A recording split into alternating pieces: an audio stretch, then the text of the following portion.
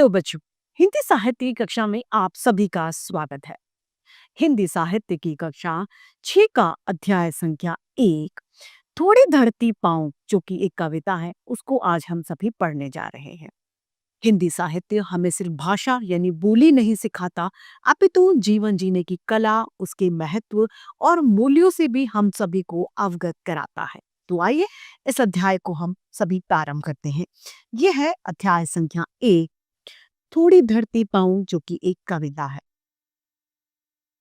बहुत दिनों से सोच रहा था थोड़ी धरती पाऊं। क्या सोच रहा था?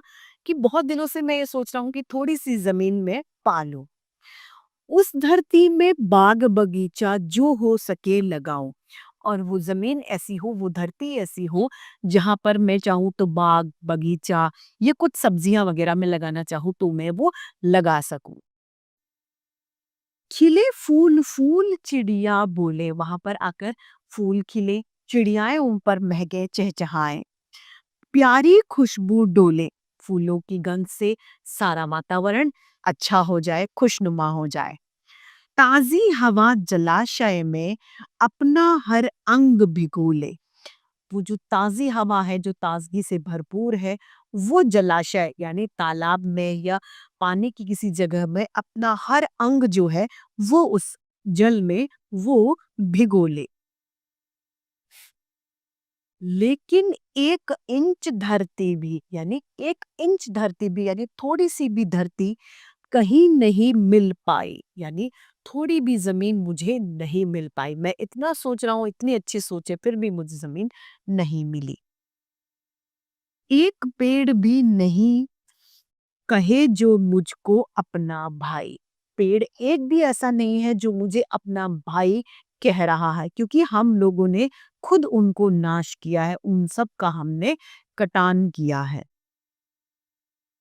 हो सकता है पास तुम्हारे अपनी कुछ धरती हो, ऐसा हो सकता है शायद तुम्हारे पास अपनी थोड़ी बहुत कुछ जमीन हो, फूल फूलों से लदे बगीचे और अपनी धरती हो। तुम्हारे पास बाग बगीचे हो सकते हैं और वो जमीन तुम्हारी अपनी भी हो सकती है। हो सकता है छोटी सी क्यारी हो, महक रही हो, और वो सकता है ज्यादा जमीन नहीं तो उसमें छोटी सी एक क्यारी हो, और वहां पर भी क्या, उसमें भी फूल महक रहे हो, फूल खुशबू दे रहे हो। छोटी सी खेती हो जो फलों में दहक रही हो, और थोड़ी सी ही खेती हो उसमें भर भर के फल आ रहे हों, ऐसा हो सकता है कहीं शांत चौपाए घूम रहे हो सकता है कहीं सगन में पक्षी झूम रहे हो सकता है कहीं पर शांत चौपाए यानी 4 पैर वाले जानवर घूम रहे हैं, और हो सकता है कि सगन यानी घने पक्षी कहीं सगन में यानी पक्षी किसी घने वन में भी घूम रहे हो। तो विनती है यही, तो मेरी आपसे प्रार्थना है कि कभी मत उस दुनिया को खोना। आप कभी भी इस सुंदर सी दुनिया को मत खोना जिसमें आपके पास ज़मीन है, आपके पास बाग-बगीचे हैं, आपके पास कुदरती वो सभी दृश्य हैं। पेड़ों को मत कटने देना, मत चिड़ियों को रोना।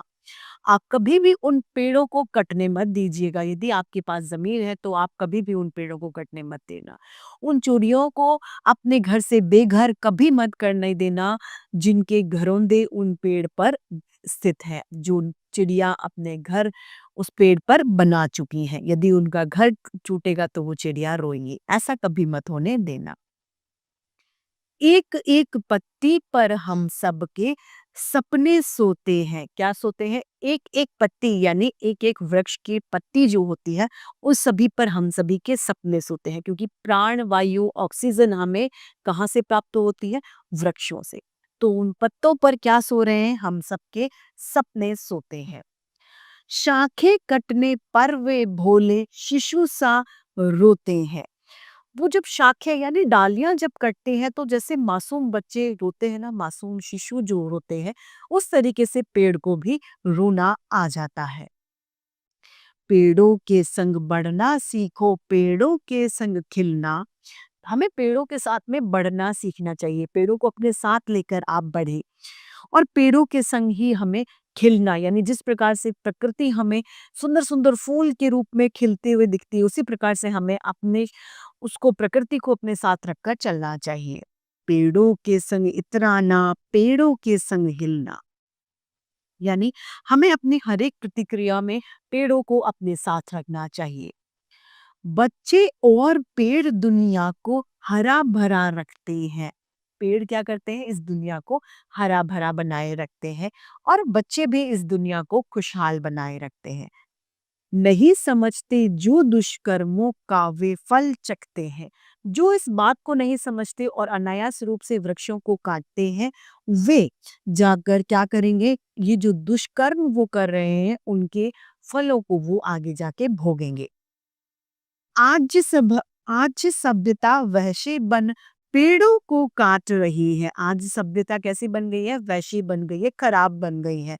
और इस सभ्यता के चलते हम सभी लोग वृक्षों को काट रहे हैं। क्या कर रहे हैं?